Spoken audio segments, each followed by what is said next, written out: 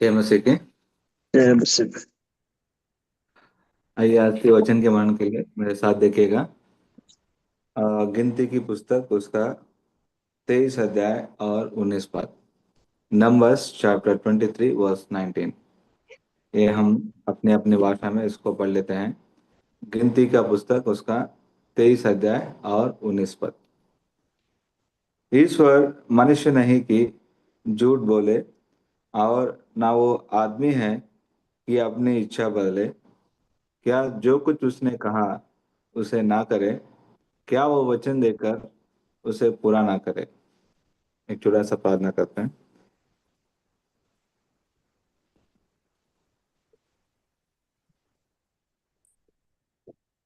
अरे प्रभु, महान परमेश्वर, सर्वशक्तिमान प्रभु जी, आपके सन्मुख आते हैं प्रभु जी इस मंगलवार के दिन पर प्रभु। कलीसिया के रूप में प्रभु हम सब लोग एकत्रित होने के लिए प्रभु हमें ये सुंदर अवसर दिया है प्रभु, उसके लिए आपको धन्यवाद देते हैं प्रभु जी। और प्रभु जी, जितने भी लोग आए हैं प्रभु उन्हें स्वागत कीजिए प्रभु जी। और अभी भी जो लोग प्रभु इसमें चुनना है प्रभु जी, उन्हें शीघ्रता के साथ ले आइए। और प्रभु, जो वचन हमने पढ़ा है प्रभु जी उसको आशीष कीजिए। इस दास को आप अपने क्रूस के पीछे छुपा लीजिए प्रभु जी। मैं मानता हूँ प्रभु जी, मुझ में मेरे जीवन में प्रभु कोई योग्यता नहीं है प्रभु जी। और प्रभु, अपने आप को प्रभु आपके पवित्र लहू के प्रभु से डाप लीजिए प्रभु जी और शुद्ध कीजिए प्रभु। और प्रभु, प्रार्थना करते हैं कि प्रभु, जब प्रभु हम वचन के मनन करते हैं प्रभु जी, आपके सन्मुख हमारे मध्य में रखिए प्रभु जी। आपके जीवित वचनों के द्वारा प्रभु हम सबसे बातें कीजिए प्रभु जी। और प्रभु, बोझ के साथ प्रभु आपके सन्मुख में हम प्रार्थना करने में सहायता कीजिए। और हर एक विषय को प्रभु आपके हाथ में सौंपते हैं प्रभु जी, और विशेष करके प्रार्थना करते हैं जो जूम माध्यम के लिए प्रभु जी और इंटरनेट कनेक्टिविटी के लिए भी प्रभु, ये दोनों को प्रभु आपके हवाले सौंपते हैं प्रभु जी। और देखे अनदेखे सारे अंधकार की शक्तियों को प्रभु यीशु के नाम पे बांधते हैं प्रभु, आप सहायता कीजिए। हर एक विषय में प्रभु आप ही हमारे साथ रहकर प्रभु हमें अगुवाई दीजिए। इस प्रार्थना प्रभु यीशु के मीठा मत नाम मांगते हैं, सुनिए और ग्रहण कीजिएगा। आमीन।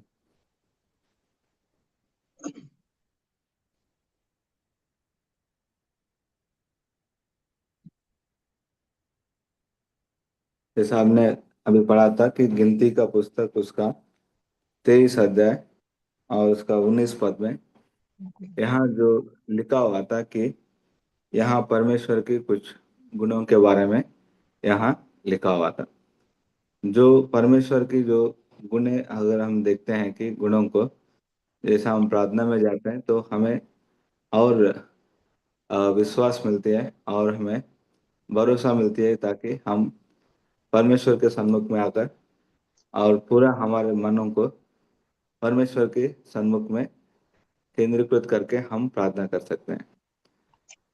जैसे सबसे पहले कि हम यहाँ परमेश्वर के बारे में जो लिखा था, तो हमें परमेश्वर के स्वभाव के बारे में जानना बहुत जरूरी है। जब हम परमेश्वर के स्वभाव के बारे में जानते हैं तो इससे क्या होता है कि हमें हमारे मन में और जो है कि ये आश्वासन मिलती है, कि मतलब हमारे विश्वास और बढ़ जाती है। क्योंकि हमारा परमेश्वर जो है कि जो बदलने वाला नहीं है, वो कभी नहीं बदलेगा। और वो आज आज भी नहीं बदला हुआ है और बाद में भी वो नहीं बदलने वाला है। जैसे कि मनुष्य के बारे में हम सब जानते हैं कि हम अ, जो तरह तरह की परिस्थितियों में, संदर्भों में हम अपने जरूर जो है कि हमारी प्रणाली बदल सकता है, हमारी बातें बदल सकता है, हमारे वायदे बदल सकता है।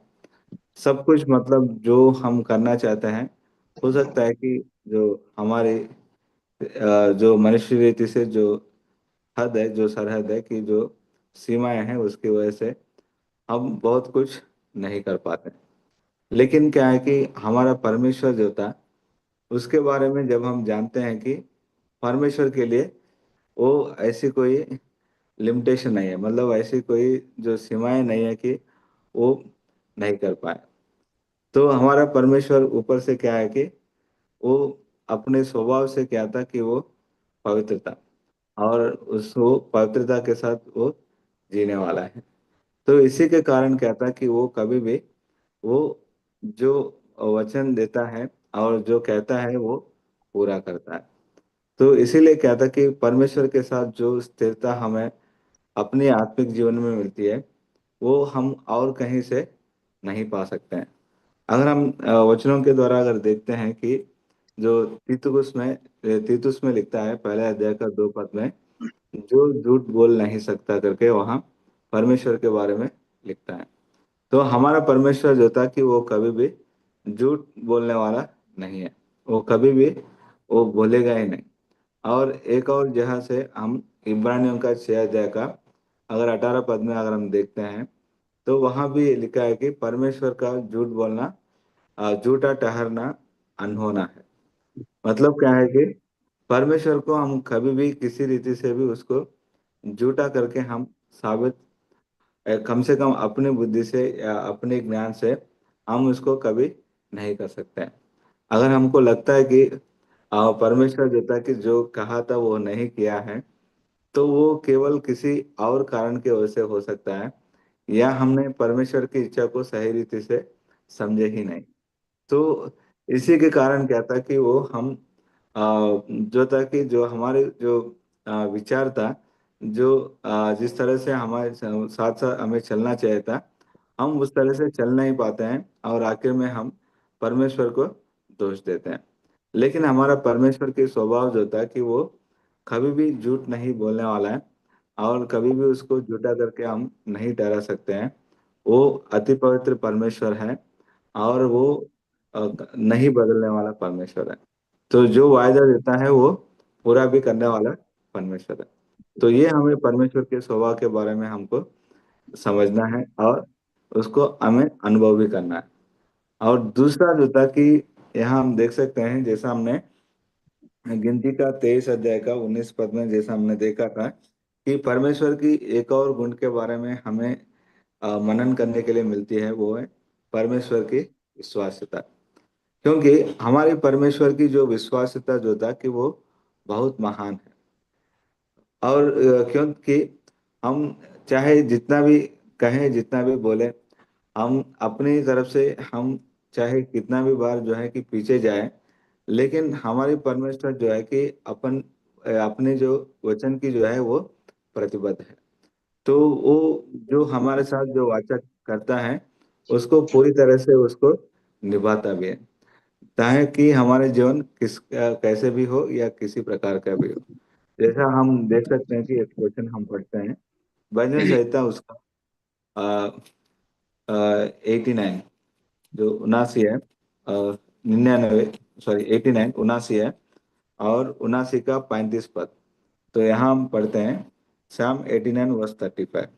एक बार मैं अपनी पवित्रता की शपथ खा चुका हूँ, मैं दाऊद को कभी धोखा ना दूंगा।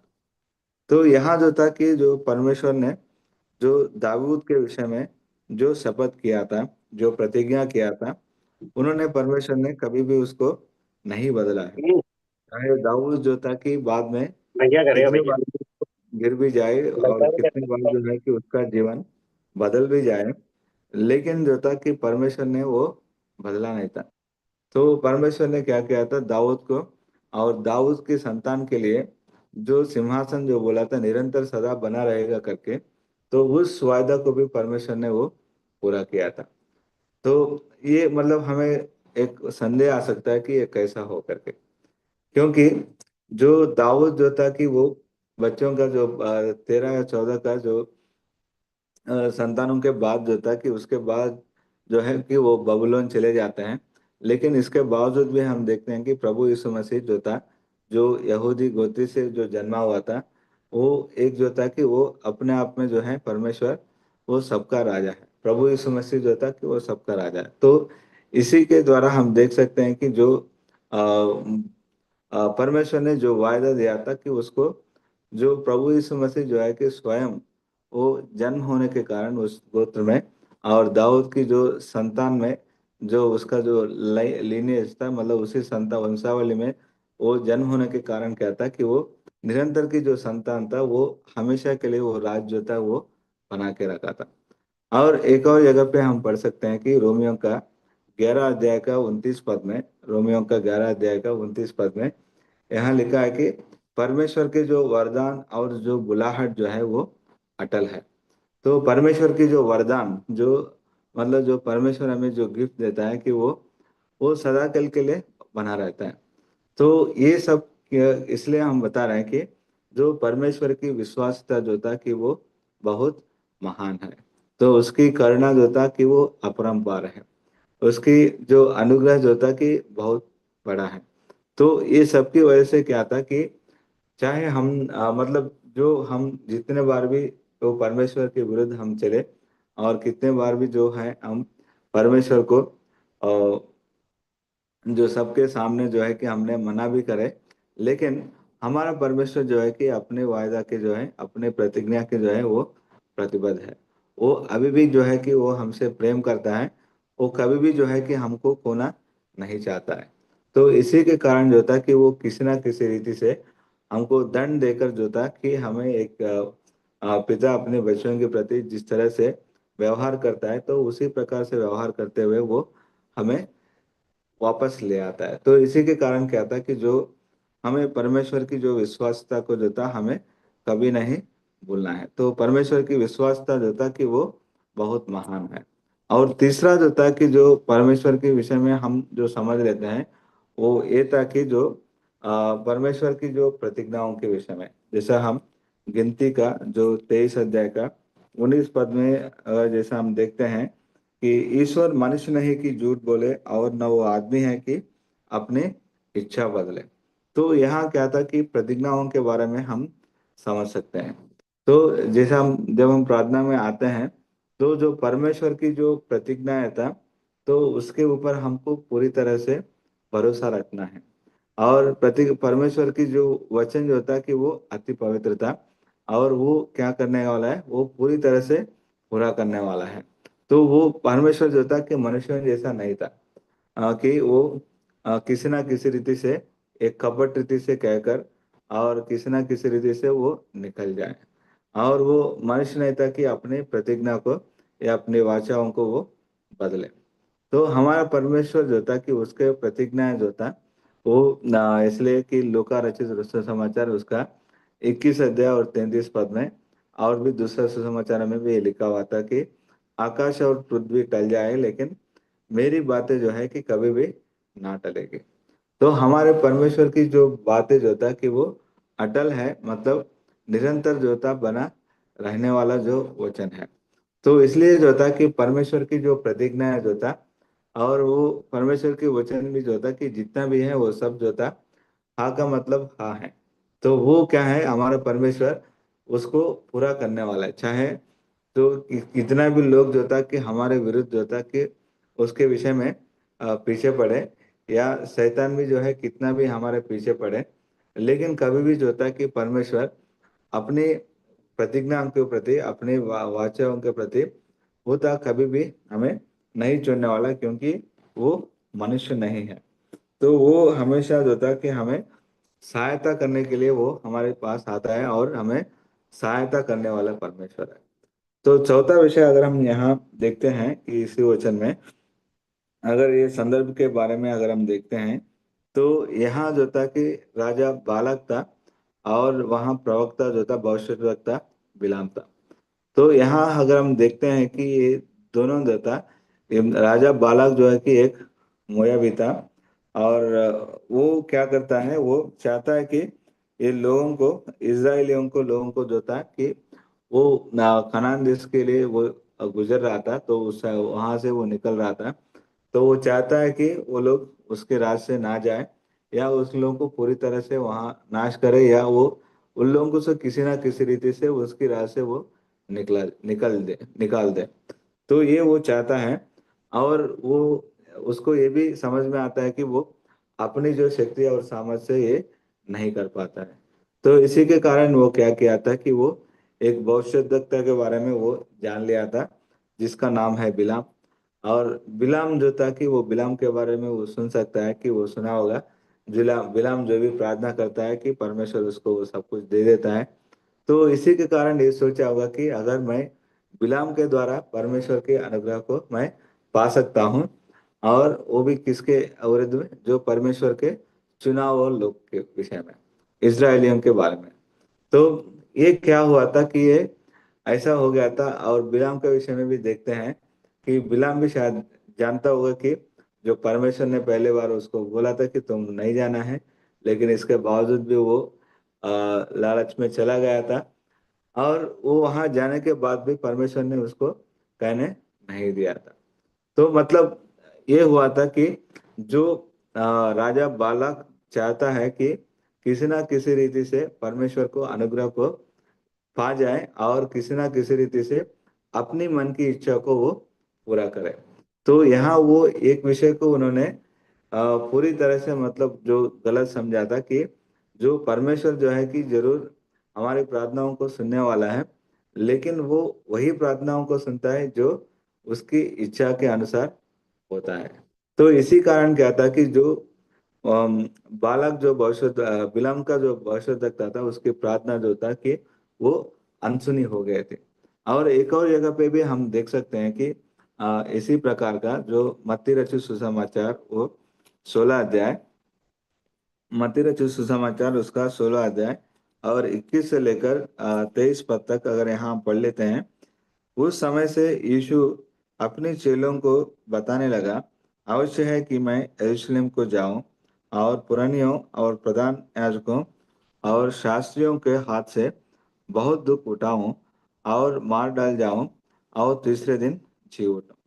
इस पर पतरस उसे अलग ले जाकर झिड़कने लगा, हे प्रभु परमेश्वर, ना करे, तेरे साथ ऐसा कभी ना होगा। उसने मुड़कर पतरस से कहा, हे शैतान, मेरे सामने से दूर हो, तू मेरे लिए ठोकर का कारण है, क्योंकि तू परमेश्वर की बातों पर नहीं परंतु मनुष्यों की बातों पर मन लगाता है। तो यहाँ जो संदर्भ था एकदम सुस्पष्ट था। क्या था कि प्रभु यीशु मसीह जो था कि जो भविष्य में होने वाले जो विषय था वो बता रहा था।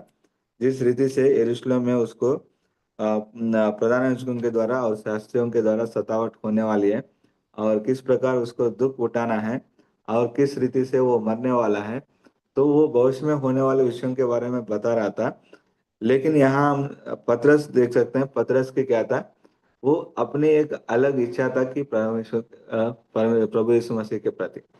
तो वो चाहता है कि वो बोलता है कि ऐसा कभी ना होगा। तो ऐसा कभी ना होगा मतलब क्या है, यहाँ क्या था कि वो पतरस जो था कि वो अनजाने में वो ऐसा कह रहा था जो बिना परमेश्वर की इच्छा को मालूम करते हुए या बिना परमेश्वर की जो इच्छा है, जो सारे संसार के लिए जो परमेश्वर ने जो प्रणाली सृजा था, जो प्रणाली वो बनाया था ताकि सबका उद्धार हो प्रभु यीशु मसीह के मृत्यु के द्वारा, उस चीज को वो क्या करना चाहता है, ये रोकना चाहता है।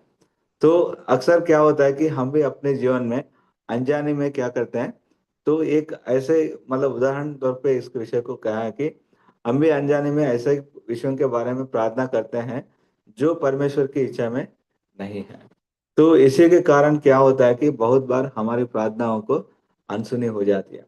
तो जिस प्रकार ने राजा बालक ने बिलाम के द्वारा कोशिश किया था और यहाँ पतरस भी उसकी मन की चाहत जो था कि वो प्रभु यीशु मसीह जो है कि ऐसा कभी भी उस पे ना चढ़े करके उसकी जो चाहत है।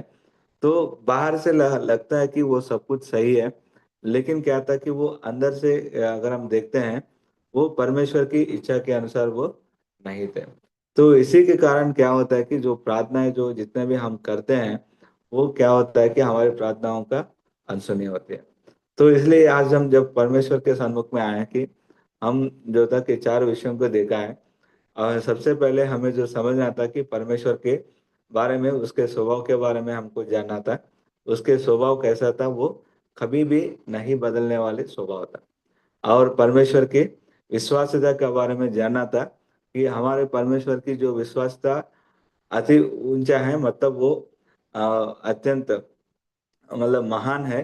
तो इसलिए क्योंकि हम इतने बार भी हमने परमेश्वर के नहीं छोड़ने पर के बावजूद भी परमेश्वर ने जो है कि हमको कभी भी वो नहीं छोड़ा है। और तीसरा विषय जो था कि हम जैसे हम परमेश्वर के सन्मुख में आते हैं प्रार्थना करने के लिए, उसकी प्रतिज्ञाओं के विषय पे हमें पूरी तरह से भरोसा रखना है। अगर हम सचमुच जो है कि उसकी प्रतिज्ञाओं पे भरोसा रखने वाले हैं, तो अभी लगभग जो है कि हमारे जो इस कैलेंडर ईयर में ऑलमोस्ट मतलब लगभग 7 महीना का पूरा हो गया था। तो हमें कितने लोग को याद है कि हमारे जो वायदा या प्रतिज्ञा क्या है, या हमें कितने लोगों को याद है कि जो कलीसिया के लिए जो वायदा दिया था वो क्या है, और जो मोटो कार्ड में जो वायदा दिया था वो कितना है। अगर हम सचमुच याद है कि अगर हर दिन हम प्रार्थना करते हैं, तो उससे ये सूचित किया जाता है कि हम परमेश्वर की प्रतिज्ञाओं के ऊपर सचमुच हम विश्वास करने वाले हैं।